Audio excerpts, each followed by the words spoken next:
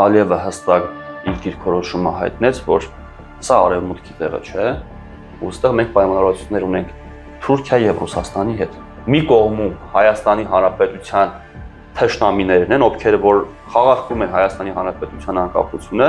մյուս կողմում անկախության պաշտպաններն են։ 21 թվականից սկսած ամեն տարվա վերջ խաղաղության պայմանագիրը պատրաստ կլիներ։ 21-ի վերջ, 22-ի վերջ, 23-ի վերջ, 24-ի վերջ, 4 տարի, արդեն 25 թիվն ենք։ Այս ընթացքում խաղաղություն չի եղել ու չի լինելու։ Փաշինյանը այս ամեն ինչ անելով տանելու է ավելի մեծ զիջումների, բոլորով համատեղ տարածում են այն վիդեոները, որտեղ որ ինչ որտեղ է ադրբեջանցիները հաջողություն են գրանցում, փորձում են ներկայացնել, որ մենք չենք կարող։ Ողջույն, պատմական շաբաթն է եթերում, մարտական եղբայրություն միաբանությունում ենք եւ քաղաքական խմբի անդամ Մասիս Շիրոյանի հետ քննարկելու ենք ամենակարևոր իրադարձությունները։ Ողջույն Մասիշ։ Բարև ձեզ։ Սահմանին շարունակվում են ադրբեջանական կրակոցները Ադրբեջանի կողմից։ Մեր կողմ իրականացվող կրակոցները Փաշինյանը եւ իր երեխաների մայրը Աննա Հակոբյանը շարունակում են իրենց գիտահանրամատչելի, ինչպես իրենք են ասում, դասախոսությունները իրենց հայտնի տգիտության վերացման համար, շարունակվում են բողոքի ակցիաները Երևանի կենտրոնում եւ շարունակում ենք սպասել Գյումրիի ընտրությունների արդյունքներին։ Պայմանավորություններ նախնական կան, բայց ինչպես գիտեք, ոչինչ վերջնական չի, մինչև վերջնական չի։ Սակայն ամենակարևորը, որ կուզեի առանձնացնել, շաբաթվա ամենակարևորը Երևանի ու Թեհրանի երկօրյա համատեղ զորավարժություններն են։ Հայաստանի զինուժը հայ-իրանական սահմանի հայկական, իսկ Իրանը սեփական հատվածում Նորդոսի շրջանում պայմանականորեն պայքարում են Հայաստան-Իրան պետական սահմանին տեղակայված սահմանային անցակետերի վրա պայմանական ահաբեկչական խմբերի հարձակումը չեզոքացնելու համար։ Թեհրանից շեշտում են, որ Հայաստանի եւ Իրանի համատեղ զորավարժությունները խաղաղ բնույթ են կրում։ Իրանի եւ Հայաստանի սահմանային տարածքներում որևէ վտանգ չկա։ Դա արվում է մարտական ուժերի պատրաստվածությունը բարձրացնելու, ահաբեկչության դեմ պայքարելու եւ կայուն խաղաղություն պահպանելու համար։ Նշենք, որ վաղուց էր Իրանը առաջարկում Հայաստանին ունենալ համատեղ զորավարժություններ, սակայն տեսնում ենք, որ առաջին համատեղ զորավարժությունները հիմա են անցկացվում։ Ինչ ուղերձ ունի սա։ Հետաքրքիր ուղերձներ կան այս ամեն ինչի հետ կապված, որովհետեւ երկար ժամանակ իրականում ու շատ վաղուց բանից Իրանը միշտ փորձել է Հայաստանի հետ որոշակի նաև ռազմական համագործակցություն հետ կապված process-ներ սկսի, բայց Հայաստանի Հանրապետությունը միշտ խուսափել է, որպեսզի չգրգռի տարածաշրջանում հզոր պետությունների կրքերը, այդ թվում նաև ԱՄՆ-ի, իսկ հիմա միգուցե ԱՄՆ-ի թույլտվությունն է եղել կամ չգիտեմ, այդպես համաձայնություն է եղել կապված վերջին իրադարձությունների հետ, որ Իրան-ԱՄՆ սպառնալիքներ են հնչում, հետո դրանից հետո շարունակվում է նրանց երկխոսությունը, արտաքին գործերի նախարարի մակարդակով Իրանից հայտարարում է, որ պատրաստ են երկխոսել ԱՄՆ-ի հետ, այս ամենի ֆոնին հնարավոր է, որ մեծ զորավարժությունները իրականացնում են, որպեսզի ապագա սպառնալիքներին կարողանան դիմագրավել, որովհետև սա մենակ այս երկու պետությունների միջև ունեցած հարաբերությունները չեն։ Մենք տեսանք, որ այս շաբաթ Ալիևը նույնպես ելույթներ ունեցավ ու այդ Ալիևի ելույթները նույնպես բխում են այս ամեն ինչից ու հիմնական միջանցքի հարցից, որտեղ որ Ալիևը պնդեց, որ այդ միջանցքը առհասարակ եթե լինի էլ այդտեղ արևմուտքը գործ չունի, բնականաբար ինքը հղում էր անելու նոյեմբերի 9-ին։ Եկեք ես մեջ բերեմ միանգամից, Ալիևը տարօրինակ անվանեց Եվրահանձնաժողովի ղեկավար Ուրսուլա ֆոն դեր Լայենի կոչերը Ադրբեջանի եւ Հայաստանի, ինչպես նաեւ Թուրքիայի եւ Հայաստանի միջև սահմանները բացելու առումով եւ ընդգծեց, անկեղծ ասած, ես զարմացա, երբ տեղեկացա Եվրահանձնաժողովի նախագահի մեկնաբանությունների մասին, երբ նա խոսում էր Ադրբեջանի եւ Հայաստանի եւ Թուրքիայի միջև սահմանները բացելու մասին միջին միջանցքին նպաստելու համար շատ տարօրինակ էր, որովհետեւ այդ միջանցքը գոյություն ունի եւ Հայաստանը դրանում ոչ մի դեր չի խաղում։ Այսպիսի հայտարարություն կարծես Հայաստանին առհասարակ փորձում է որպես գործոն չդիտարկել եւ Եվրոպային էլ ցույց տալ, որ դիրքորոշումը Հայաստանի նկատմամբ հենց այսպեսին պիտի լինի։ Ալիևը ասաց Հայաստան-Թուրքիա առանձին, Հայաստան-Ադրբեջան առանձին սահմանների բացվելու է վերաբերյալ, բայց երբ որ դա ընդհանուր մեկ ճանապարհ են դիտարկում, այդտեղ գալիս է նոյեմբերի 9-ի համաձայնագրի 9-րդ կետը։ Այսինքն Ալիևը հստակ իր դիրքորոշումը հայտնեց, որ սա արևմուտքի տեղը չէ, ուստեղ մենք պայմանավորվածություններ ունենք Թուրքիայի եւ Ռուսաստանի հետ, որտեղ որ պետք է ճանապարհը վերահսկվի ռուսական դաշնային անվտանգության սահմանապահ զորքերի միջոցով։ Դրա համար սա արևմուտքի տեղը չի, սա իրենց հարցը չի ու իրենք ում հետ պետք է դա քննարկում են, դա որոշում են ու Հայաստանը այստեղ առհասարակ սուբյեկտ չի։ Նշենք նաև, որ մեր ազգային ժողովի նախագահը հիմա գնացել է Ռուսաստանի հետ բանակցությունների, տեսնենք դա ինչով կավարտվի։ Հա, այս ամեն ինչը ընդհանուր մեծ քաղաքականության մաս է կազմում ու հենց այս ֆոնին է, որ Իրանը փորձում է իր անվտանգությունը ապահովել ու որոշակի համաձայնություն ունի, ասենք, այս հարցում ընդհանուր շահեր ունեն արևմուտքի հետ, երբ որ մենք ասում ենք առհասարակ մեծ քաղաքականությունը բազմաթիվ շերտեր ունի, այսինքն ինչ որ միտեղում կարող է Իրանը հակադրություն ունենալ արևմուտքի հետ, բայց մեկ այլ հարցի շուրջ նրանք ընդհանուր շահեր ունենան ու հա եւ արևմուտքին եւ Իրանին ձեռնտու չի այստեղ այլ երկրի հովանավորչությամբ ճանապարհների ապաշրջափակում, երբ որ Հայաստանը այդտեղ գործոն չի, որովհետեւ Իրանը բազմիցս նշել է, որ իր համար դա կարմիր գիծ է, բայց մենք չենք շտապի առհասարակ սրա հետ կապված որոշակի եզրակացություններ, որովհետեւ մենք շատ բան ենք տեսել ենք թե ինչպես է նույն Իրանը շնորհավորում Ադրբեջանին Արցախում կատարած այդ ագրեսիայի արդյունքում ստացած համար կարմիր գիծ է, սահմանները պիտի չփոփոխվեն։ Արցախում իրենք օկուպացրեցին հայկական Արցախը, Իրանը դրան շնորհավորեց ու մերոնք այստեղ սկսեցին նեղանալ Իրանից այն բարակում, երբ որ մենք ասում ենք պետք չի առհասարակ մեծ քաղաքականությունը զգացմունքների վրա կառուցել, ցանկությունների վրա կառուցել, որովհետև ցանկացած պետություն իր շահն է առաջնանում ու հենց այս համատեքստում է, երբ որ մարտական եղբայրություն միաբանությունը ասում է, որ արտաքին քաղաքականությունը պետք է կառուցել սեփական շահերից ելնելով։ Երբ որ մեզ շատ դեպքերում հարց են տալիս, թե մենք ինչպիսի արտաքին ուղղվածություն ունենք, մենք սրան շատ կարճ ու կոնկրետ ենք պատասխանում, քանի դեռ բանակցությունները մենք չենք ներկայացված, այսինքն մեր ձևավորած կառավարությունը չի գնում բանակցել ու մենք այս պարագայում զերծ կմնանք որևիցե մի կողմին պահել կամ որևիցե մի կողմին գցել, որովհետև մենք չգիտենք արտաքին աշխարհը մեր առաջարկների ինչպիսի պատասխան է տալու։ Ու ըստ այդ պատասխանների հարկավոր կառուցել արտաքին քաղաքականությունը ոչ թե ըստ ցանկությունների, ըստ սիրուն աչքերի կամ զգացմունքների։ Բաքվից այս շաբաթ շատ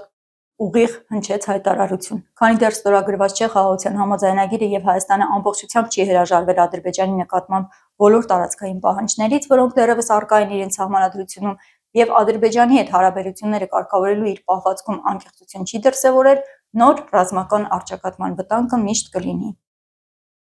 Եվ ահա տեսանք, հենց այս շաբաթ տեղեկացանք, որ Հայաստանի սահմանադրությունը փոխվելու Բաքվի շարունակական այս պահանջներին զուգընթաց կառավարությունում որոշել են առանց հայեցակարգի միանգամից նոր սահմանադրություն մշակել։ Արդարադատության փոխնախարար Տիգրան Դադունցի խոսքով այս քայլը Ադրբեջանի պահանջների հետ որևէ կապ չունի։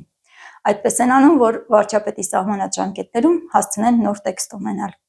Դադունցը ընդգծել է նաև, որ շտապում են, աշխատում են տեքստի վրա, որ արագացվի աշխատանքը։ Սրա մասին իհարկե խոսել ենք նախորդ հաղորդումներում, բայց կարծես Փաշինյանի ասած 27 թվին չենք հասնելու։ Շտապում են, արագացնում են, մի նախադասության մեջ մի քանի շտապում են եւ արագացնում են ունենք։ Փաշինյանը խնդրեց Ալիևի ժամանակ, որպեսզի ինքը կարողանա 26 թվականին ստանա հայ ժողովրդի քվեն խաղաղության խոստումով, որպեսզի կարողանա լեգիտիմ կերպով գնա սահմանադրական փոփոխությունների։ Բայց ես մինչև այս ամեն ինչը կփորձեմ հիշեցնել, որ Փաշինյանը դեռ 2020 թվականին այդ կորոնավիրուսի համաճարակի ժամանակ ինքը գնում էր սահմանադրական փոփոխությունների, հանրաքվեներ էր գնում, բոլորդ կհիշեք երևի։ Այո։ Մոռացված բան է, բայց ես հիշեցնեմ, որ այդ ժամանակ իրենք ունեին սահմանադրության իրենց տարբերակ արդեն պատրաստի, որովհետև հարց է գնում էր սահմանադրությունը փոխելու։ Հիմա եթե իրենք մեզ համոզում են, որ չեն գնում Բաքվի պահանջներով, այլ սեփական նախաձեռնությամբ ու սեփական որոշումներով են փորձում սահմանադրությունը փոխել, հետևաբար դա պետք է պատրաստ լիներ, այսինքն այն սահմանադրության տարբերակը, որը կար 20 թվականի մինչև պատերազմ ժամանակահատվածում, երբ որ իրենք փորձում են գնալ։ Եթե իրենք այդ տարբերակով չեն գնում, նորը պետք է գնեն, այստեղ հետևություն են անում, որ Ադրբեջանի պահանջներով նոր խմբագրում պետք է լինի սահմանադրության ու իրենք այդ ճանապարհով են գնում, դրա համար են գնում այդ ուղղությամբ։ Այս համատեքստում էլ մարտական եղբայրություն միաբանությունն ասում է, որ մենք հավատարիմ ենք Հայաստանի Հանրապետության անկախության հռչակագրին եւ գտնում ենք, որ առհասարակ նոյեմբերի 9-ի ստորագրումը սա հանցագործություն էր Հայաստանի Հանրապետության նկատմամբ ու Արցախի Հանրապետության նկատմամբ։ Հենց այս երկու հարցերը իրենք իրարից առանձին չեն, իրանք մեկը մյուսից են բխում, այսինքն ստորագրած ունենք նոյեմբերի 9-ի համաձայնագիրը, դրանից հետո արդեն հաջորդ ակտերն են գալիս ու որոնց մեջ մտնում է նաև սահմանադրության փոփոխությունը հռչակագրի մասով, որ հռչակագիրը պետք է հանվի, այս ուղղությամբ են գնում։ Մենք հիմա ասում ենք առհասարակ քաղաքական դաշտում գործող ուժերը գտնվում են կամ այն տիրույթում, որը որ կողմ է նոյեմբերի 9-ի համաձայնագրին եւ սահմանադրության փոփոխություններին, սրանք առանձին չեն, կամ հավատարիմ են Հայաստանի Հանրապետության անկախության հռչակագրին ու դեմ են նոյեմբերի 9-ի համաձայնագրին եւ օր առաջ պահանջելու են, որ Հայաստանի Հանրապետության ստորագրությունը հետ կանչվի։ Քաղաքական դաշտը պետք է սահմանազատել, բաժանել երկու մասի։ Մի կողմում Հայաստանի Հանրապետության թշնամիներն են, ովքեր որ խաղարկում են Հայաստանի Հանրապետության անկախությունը, մյուս կողմում անկախության պաշտպաններն են։ Ժամանակ կա ընտրություն կատարելու, որովհետև որ պահից սկսվեց այս process-ը սահմանադրությունը փոփոխելու, հանրաքվեդրվելու, այդ ժամանակ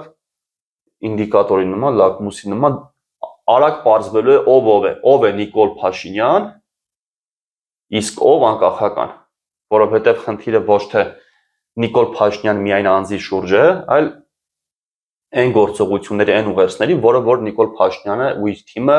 առաջ են մղում, որին ընդդիմությունը լուր հետևում է, լուր համաձայնություն է տալիս։ Վստահ եմ խմորը շատ ջուր է քաշելու, մենք դեռ շատ ենք անդրադառնալու սահմանադրական փոփոխությունների ըստ նախաձեռնությանը, բայց ուզում եմ ընդգծել, որ մի կաթիլ թույնը կարող է թունավոր դարձնել ամբողջ ուտելիքը։ Հնարավոր է մեզ ներկայացնել մի հրաշք սահմանադրություն, որտեղ այս սուպեր վարչապետական համակարգը չի լինի, այսպես ասած, Սերժի Հակով կոստյումը, որը շատ հավեսով հիմա կրում է մեր նոր վարչապետը, չի լինի նաև այն ամենը, ինչ որ մենք կուզեինք, որպեսզի գեղձիկներով եւ այլն ընդունված սահմանադրության մեջ չլինի, բայց եթե այստեղ չլինի նաև անկախության հղումը, անկախության հռչակագրի հղումը, մենք կկորցնենք, առհավետ կկորցնենք շատ կարևոր իրավական հենք։ Այնպես որ ամենայն հավանականությամբ պետք է շատ ուշադիր լինել եւ կուլ չտալ մեկ կաթիլ թույնը այն մնացած համեղ ուտելիքի հետ։ Ու ավելացնեմ, որ նույնիսկ իրենց այս առաջարկը, որ սրանով գնալու են խաղաղության, նույնպես կեղծ է, որովհետև ես կփորձեմ նորից հետ գնալ ու հիշեցնել, որ 20 թվականի պատերազմից հետո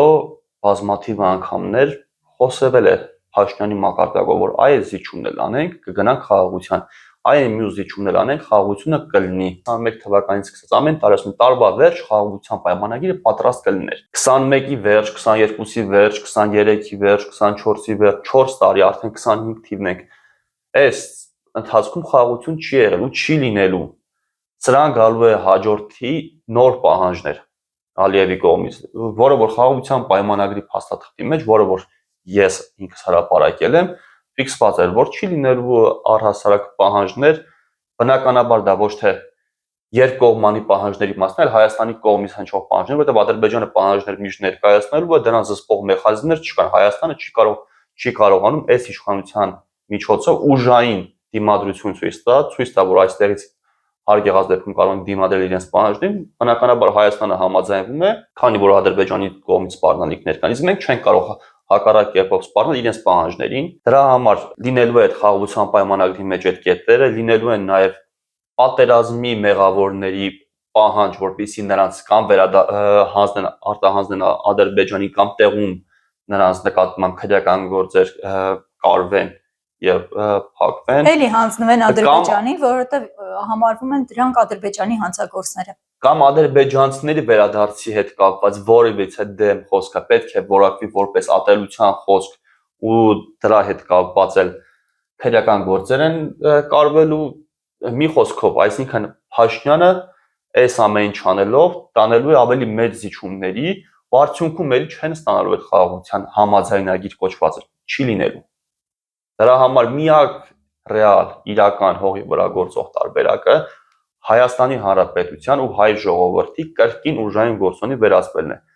որը որ առաջարկում ենք հենց մենք։ Մեր նման ուժեր կան դաշտում գործող, բայց այդ ուժերից մեկը նաև մենք ենք, երբ որ ամբողջական մենք փաթեթով ներկայացնում ենք, թե մենք ինչ ենք նախատեսում ու առհասարակ ինչի համար ենք մենք ուզում որպեսզի լինի Հայաստանի Հանրապետության անկախությունը, ինչի համար ենք մենք ուզում մենք լինենք Հայաստանի Հանրապետության իշխող ուժը։ Մենք սրա այս հարցերի պատասխանները տալիս ենք, ասում ենք նպատակը Հայաստանի Հանրապետության անկախությունն է, որը որ ոչ մի կերպ չի խաղարկվում, չի քննարկվում, այսինքն սա այն կետն է, երբ որ մենք ասում ենք կարմիր գիծ, մենք մեր կարմիր գծին տեր ենք։ Սա այն կետն է, որի համար պատրաստ ենք մեր կյանքի գնով դուրս գալ ու պայքարել։ Հաջորդը ինչ պետք է անենք, պետք է բնականաբար անվտանգությունը եւ պաշտպանությունը հզորացնել, զարգացնել մեր առաջարկած տարբերակով, որը որ ընդհանուր է բոլոր ոլորտներին վերաբերող անվտանգությունը, իսկ պաշտպանությունը նույնպես եւ արտաքին եւ ներքին պաշտպանությունը ավելի հզորացնել, որպեսզի կարողանանք դիմադրել արտաքին ագրեսիան, որտեղ պետության հիմնական ֆունկցիան հենց սա է։ Պատրաստելով պատմական շաբաթի հարցերը, ամեն անգամ առնչվում եմ հարցին, ներքաղաքական թեմաներ ներառել թե ոչ։ Ամեն անգամ ես կանգնում եմ այդ նույն խնդրի առաջ։ Մենք Արցախում շենացնում էինք 2020-ից հետո։ Դրվում էին բավականին խոշոր գումարներ, կառուցվում էին տներ, վերանորոգվում էին ռմբակոծությունից, արկակոծումներից տուժված բնակավայրերը, ինչ որ ծրագրեր էին իրականացվում գյուղատնտեսության, կրթության եւ այլ ոլորտներում, բայց քանի որ հիմնական, էական, անվտանգային խնդիրը լուծված չէր, մենք այդ ամենը կորցրինք 1 վայրկյանում։ Դրա համար մենք նորից ու նորից շեշտադրում ենք անվտանգության հիմնական առանցքային գործոնը եւ շեշտադրում ենք ոչ թե ուղղակի այսպես բառերի մակարդակում, այլ ծրագրեր կան այդ ամենի հիմքում։ Եկեք մարտական եղբայրություն միաբանության գրասենյակ ծանոթացեք եւ գտեք ձեր դերը այդ ծրագրերում։ Հայկական կողմը time out է վերցրել ու պատրաստվում է նոր պատերազմի, ասաց Ադրբեջանի պետական ASTV հեռուստաընկերության հաղորդավարը Կիրակնորյա գլխավոր թողարկման մեջ։ Նա ընդգծեց, որ ադրբեջանական կողմի խնդիրն է միջազգային հանրությանը բացատրել, որ հայկական կողմի գենետիկ կոդում չկա խաղաղության ձգտում, այլ կա ահաբեկչության, վանդալիզմի, զավթողականության ու ցեղասպանելու ցանկություն։ Այս ամենը ուղիղ մեջբերում էր իր խոսքից։ Իսկ մեր կողմից նման հայտարարություններին պատասխան չկա, ԱԳՆ-ն լուռ է։ Պատասխան չկա նաև կրակոցներին, մեր սահմաններին ուղղված։ Եվ այդ կրակոցները որակվում են որպես անկանոն, ոչ թիրախային։ Սա համակում է զգացողությամբ, որ մենք անպաշտպան ենք թե տեղեկատվական տիրույթում եւ թե իրական։ Սա Ադրբեջանի կողմից հերթական ճնշումներն են Հայաստանի Հանրապետության իշխանությունների վրա, որպեսզի օր առաջ գնան հենց այս սահմանադրական փոփոխությունների ու անկախության հռչակագրի մասով հրաժարվեն։ Հիմնականում սա է։ Ու ներկայացնում է, որ Հայաստանի Հանրապետությունն է ագրեսոր կողմը, Հայաստանի Հանրապետությունն է փորձում առաջ տանել պատերազմի պահը, իսկ իրենք առհասարակ խաղաղասեր են ու իրենք առհասարակ կապ չունեն։ Հայկական կողմի թուլությունների արդյունքում է, որովհետև Հայաստանի Հանրապետության ոչ կառավարության ղեկավարը, ոչ արտաքին գործերի նախարարը եւ ոչ էլ պաշտպանության նախարարությունը գլխավոր շտաբը, չնայած արդեն գլխավոր շտաբը ենթարկվում է պաշտպանության նախարարին, ամենքն իրենց խրամատում, իրենց դիրքում պահում են ամենավատ, ամենաթույլ ձևով, որովհետեւ Ադրբեջանը տեսնում է, որ դիմադրություն չկա, պատասխան չկա, իրենց հռետորաբանությունը բոլոր մակարդակներում փոխել են, անցել են հարձակման, մեղադրողի դիրքերից են հանդես գալիս, բնականաբար հավելյալ զիջումներ կորզելու նպատակով։ Եվ երկրորդ տարբերակն էլ կա, ինչի համար են այս ամեն ինչն անում, իրենք նաև արտաքին աշխարհի համար հող են նախապատրաստում, այսպես ասված պատերազմի լիցենզիա հանելու համար, որ կարողանան նոյեմբերի 9-րդ կետը անցկացնել ռազմական գործողություններ, իրականացնել ռազմական գործողություններով, հա, այսինքն իրենք ուղղակի չեն կարող հարձակվել Հայաստանի վրա, իրենք հող են նախապատրաստել ու գնալու են միջազգային ատյաններում հզորներից թույլտվությունը վերցնեն, բանակցեն, ասեն դե Հայաստանի Հանրապետությունը ստորագրել է չի տալիս, ու քիչ չի տալիս, մի հատ էլ տեսեք այս մասերով մենք ասել ենք իրենք հակադարձում չեն արել, նշանակում է մենք ճիշտ ենք ասել, մենք իրավացի ենք ու մենք պետք է իրականացնենք մեր գործողությունները։ Այդ ընթացքում էլ մեզ համակում են անընդհատ Ադրբեջանի անընդհատ զինվելու, հզորանալու եւ այլն եւ մեր խեղճ եւ զենքերը կորցրած, այսպես էական ռեսուրսներ կորցրած լինելու, այս պահին պատերազմի պատրաստ չլինելու մասին մտքերով մեզ այսպես ասած եւ այս կողմից ընկճում են, մյուս կողմից էլ Ադրբեջանը իր բնակչությանը լրիվ ուրիշ մտքերով է համակում եւ կարծես բնակչությանը պատրաստում են չպաշտպանվելու։ Ես կփորձեմ մի հատ մեջ բերում անել, երբ որ 21 թվականին անդադ սահմանային Բախումում ներկայացված վիճակ էր պատերազմից հետո Հայաստանի Հանրապետության այդ մեդիա դաշտը առհասարակ տարածում էր իրավիճակներ, երբ որ հայկական զորքերը իբր չեն կարողանում դիմադրել ադրբեջանական ագրեսիային, ու այնտեղ ոչ միայն կրակոցներով, այլ նաև ձեռնամարտի են բռնվում, չգիտեմ, հայհոյանքներով կռիվ են անում։ Փորձեն պաշտպանել գործընկերներից, հա։ Բայց ես կներեք, չէ, ես վերջացնեմ։ Վերջերս են նորից հետ գնացել նայել այդ ժամանակ, կային վիդեոնկարաններ, որտեղ հայ զինվորը ծեծելով դիրքերից հեռացնում էր ադրբեջանցիներին, բայց դա շատ քիչ էր, այսինքն մեր ընկալման մեջ անցել է 4 տարի 21 թվականից հետո, անցել է 4 տարի, 4 տարվա մեջ մեր ընդհանուր հասարակության ենթագիտակցության մեջ մնացել են, որ մենք պարտվեցինք ու մենք թույլ ենք, մենք չենք կարողանում դիմադրել ադրբեջանցիներին, բայց այդ կադրերը ես նորից եմ նայել ու համոզվել եմ, որ հայ զինվորի ոգին տեղն է եղել պատերազմից հետո, չնայած որ պատերազմը կանգնացրել էին ու ասել են դուք պարտվել եք, հայ զինվորը պատերազմ նույնիսկ ձեռնամարտով, նույնիսկ ծեծելով, չկրակելով, ծեծելով, խեղճացնելով ադրբեջանցի զինվորներին հեռացնել, այսինքն այն զինվորներին, որոնք որ իբր թե հաղթել էին հայկական բանակին։ Այսպիսի դեպքեր են եղել ու հնարավոր է քաղաքական կամ դրսևորելու պարագայում ստանալ տասնապատիկ ավելի լավ արդյունքներ, քան այդ 21 թվականի այդ արդյունքները։ Եվ ամեն դեպքում փորձեն պաշտպանել գործընկերներից բնավ չբացառելով, որ եղել են նաև ոչ այդքան ճիշտ աշխատանքի դրսևորումներ։ Մենք չունեինք այնտեղ աշխատելու հնարավորություն։ Եթե հիշում եք, արգելվեց լրատվամիջոցների աշխատանքը, շատ բարդ ընթացակարգ սահմանվեց, մինչդեռ միջազգային լրատվամիջոցները կարողանում էին շատ ավելի հեշտ անցնել եւ այս կողմից աշխատել եւ տալիս էին ոչ այդքան բարենպաստ ինֆորմացիա, եւ մեր մեդիադաշտը կլանում էր ինֆովակուումի պայմաններում այն ամենը, ինչ որ տալիս էր Ադրբեջանը, որովհետև իրավիճակը բարդ էր, բոլորս խնդրում էինք ինֆորմացիա եւ բնականաբար դա տեսնում էինք ինչ որ ձևով, ինչ որ դրսևորումներով, եւ եթե ոմանք լինելով մեդիագրագետ չէին տարածում, մենք համընդհանուր մեդիագրագիտությունից շատ թույլ ենք եւ չի կարելի մեղադրել ժողովրդին։ Ժողովրդին չեն մեղադրում, առհասարակ ուղղակի գործող համակարգը կարող է դա ճիշտ ձևի կազմակերպել ժողովրդի մոտ ոգևորություն առաջացնելու համար, որ տեսեք մեր զինվորները չեն խեղճանում, բայց հակառակը ընդհանուր համակարգը կարծես թե մեկ կենտրոնից է կառավարվում ու բոլորով համատեղ տարածում են այն վիդեոները, որտեղ որ ինչ որտեղ է ադրբեջանցիները հաջողություն են գրանցում, փորձում են ներկայացնել, որ մենք չենք կարող։ Բայց ինչ չեն տարածում այնտեղ, որտեղ որ կարող էին։ Այսինքն մեկ հաղթանակը ամենայն հավանականությամբ մեզ ուշ է հասել այդ վիդեոն կամ մեկ հաղթանակը խեղդվել է մնացած ինֆո աղմուկի հենց դա խեղդվել է ու մեկ հաղթանակը կարող է առհասարակ մեկ փոքրիկ թեւուց հաղթանակ դա նույնիսկ դիրքային հաղթանակը կարող է ոգի փոխել ամբողջ պետության մեջ, ամբողջ ազգի մեջ։ Այսինքն երբ որ մենք կսկսենք նորից հավատալ մեր ուժերին, որ մենք կարող ենք շարունակել հաղթել ու հենց մենք ստեղծման օրվանից էս ենք ասում, երբ որ ասում ենք հայ զինվորը, հայ մարդը կարող է ու հնարավոր է հաղթել ադրբեջանցի զինվորին ու ադրբեջանի բանակին, հնարավոր է։ Միանշանակ, հենց դրա համար էլ աշխատում ենք։ Այսքանով էլ թերևս ավարտենք այսօր, հույսով, որ դուք էլ կմիանաք մեզ եւ միասին այս գործը շատ ավելի արագ, շատ ավելի արդյունավետ ավարտին կհասցնենք։ Բաժանորդագրվեք Մարտական եղբայրության միաբանության Telegram-յան ալիքին, YouTube-յան ալիքին, որ արդեն ունենք գրանցած Ազատ Հայաստան անունով։ Բաժանորդագրվեք մեր Patreon-ին, կատարեք ձեր նվիրատվությունները, ցանկացած ամենափոքր նվիրատվությունը օգնում է մեզ, որպեսզի հաջորդ օրը մենք ավելի շատ գործանենք։ Միացեք մեզ, նաև միացեք ռեալ ձևով, եկեք գրասենյակ, աշխատենք, համագործակցենք, որպեսզի օր առաջ հասնենք մեր նպատակին։ Լավ մնացեք։